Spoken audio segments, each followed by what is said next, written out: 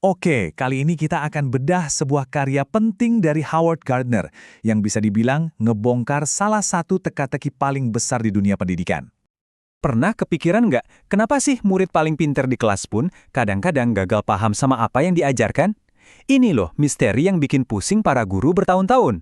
Kita semua tahu kan, ada siswa yang nilainya A semua, jago hafal rumus, hafal tanggal. Tapi begitu dihadapkan sama masalah di dunia nyata, di luar kelas, wush, pemahamannya kayak hilang gitu aja. Nah, sebenarnya apa sih yang terjadi? Nah, masalah ini tuh ngebawa kita ke sebuah paradoks yang menarik banget. Sebuah kontradiksi yang anehnya justru kelihatan jelas di antara siswa-siswa yang paling cerdas.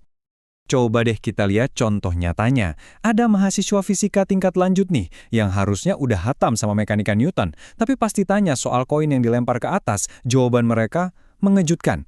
Mereka bilang ada dua gaya, satu gaya gravitasi ke bawah, dan satu lagi gaya ke atas dari kekuatan asli tangan. Loh, padahal kan, begitu koin lepas dari tangan, satu-satunya gaya besar yang bekerja ya cuma gravitasi. Ini bukti nyata betapa kuatnya intuisi masa kecil kita, sekalipun itu salah total secara ilmiah. Dan ternyata ini bukan cuma soal fisika loh, masalahnya menyebar kemana-mana. Di biologi misalnya, banyak siswa yang masih percaya kalau evolusi itu kayak perjuangan menuju kesempurnaan.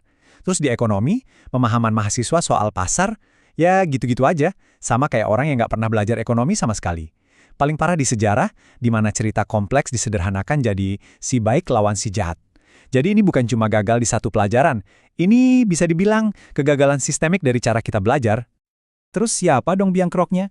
Nah, menurut Gardner, tersangka utamanya adalah sesuatu yang kita semua punya, sebuah pikiran yang super kuat dan keras kepala yang udah terbentuk sejak kita kecil. Jadi gini, ternyata jauh sebelum kita kenal bangku sekolah, kira-kira pas umur 5 tahun, kita tuh udah punya teori-teori sendiri buat memahami dunia. Dan pikiran intuitif ini, pikiran bawaan ini, nggak lantas hilang pas kita mulai belajar formal. Dia tetap ada, ngumpet di bawah sadar, dan terus-terusan mempengaruhi cara kita berpikir. Dan jangan salah, teori-teori awal ini kuat banget. Secara intuisi, kita mikir benda berat pasti jatuhnya lebih cepat. Kita ngelihat dunia ini hitam putih, ada pahlawan, ada penjahat. Waktu kecil, teori-teori ini berguna banget buat kita. Masalahnya, teori ini seringkali tabrakan langsung sama ilmu pengetahuan yang diajarin di sekolah. Nah, disinilah benturannya terjadi. Sekolah berusaha menanamkan cara berpikir yang satu, sementara pikiran intuitif kita kekeh dengan caranya sendiri. Jadi begini bedanya, pikiran bawaan kita itu konkret, suka cerita, dan belajar dari pengalaman langsung, pegang, coba, rasakan. Sementara itu, sekolah justru ngajarin hal-hal abstrak, lewat simbol dan rumus yang ya lepas dari konteks sehari-hari. Nah, kedua dunia ini sering banget gagal nyambung. Akhirnya, terciptalah jurang pemisah antara apa yang kita hafal buat ujian dan apa yang benar-benar kita paham.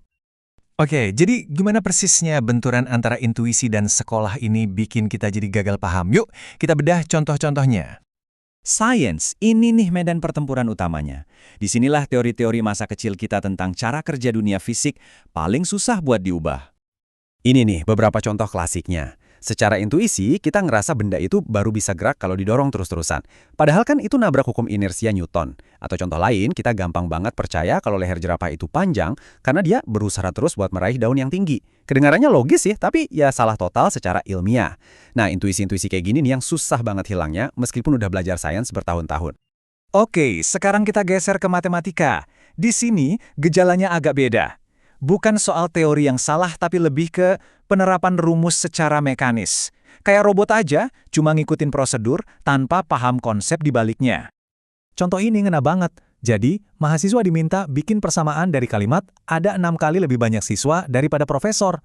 Apa yang mereka tulis? 6S sama dengan P. Mereka cuma nerjemahin kata per kata, plek-ketiplek. Akibatnya apa? Persamaan itu malah berarti ada 360 profesor buat 60 siswa. Kan kebalik. Harusnya kan S sama dengan 6P. Ini bukti telak betapa jauhnya jarak antara sekedar ikutin aturan sama pemahaman yang beneran. Nah, kalau di ilmu humaniora, masalahnya beda lagi. Di sini, kita cenderung bergantung pada model berpikir yang terlalu simpel, yaitu skrip dan stereotip yang kita pakai buat memahami dunia sosial. Begini, pikiran intuitif kita itu suka banget sama cerita yang simple. Jadi pas dihadapkan sama peristiwa sejarah yang rumit ya, otomatis kita balik lagi ke cerita pahlawan lawan penjahat. Kita jadi susah buat ngelihat makna yang lebih dalam di sebuah tulisan, atau menilai karya seni dari kualitasnya. Karena otak kita udah terbiasa cari jalan pintas. Jadi, apa kita pasrah aja nih, kejebak dalam cara berpikir kayak gini? Eits, untungnya enggak. Gardner nggak ninggalin kita tanpa solusi. Dia nunjukin jalan keluarnya, cara buat ngebangun jembatan menuju pemahaman yang sejati. Nah, ini kuncinya. Tujuannya itu bukan buat menghapus pikiran intuitif kita. Itu mustahil dan bahkan sebenarnya nggak bagus juga. Pikiran itu terlalu kuat dan berguna. Sebaliknya, pendidikan yang efektif itu harus berinteraksi langsung dengannya. Dihadapi, ditantang, dan diajak kerjasama. Gardner punya istilah keren buat momen pencerahan ini. Pertemuan Christopherian. Idenya diambil dari Christopher Columbus yang perjalanannya ngehancurin keyakinan intuitif kalau bumi itu datar. Nah, pendidikan yang efektif itu butuh momen-momen AHA kayak gini. Pengalaman yang maksa siswa buat sadar akan keterbatasan cara berpikir mereka dan akhirnya mencari pemahaman yang lebih baik. Terus gimana caranya? Pertama, kita harus bahas satu topik dari berbagai sudut pandang, jangan cuma satu. Kedua, kita perlu sengaja menciptakan pertemuan Christopherian tadi yang menantang intuisi yang keliru.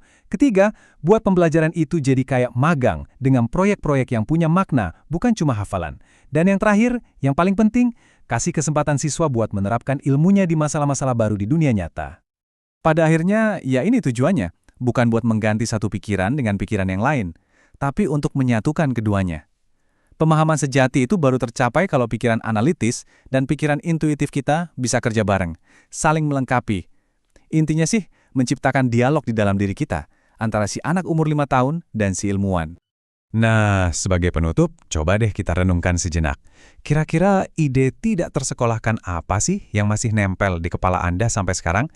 Mungkin Anda masih mikir benda berat jatuhnya lebih cepat, atau benda itu harus didorong terus biar tetap gerak. Mengakui adanya intuisi-intuisi ini di dalam diri kita itu adalah langkah pertama menuju pemahaman yang lebih sejati dan mendalam.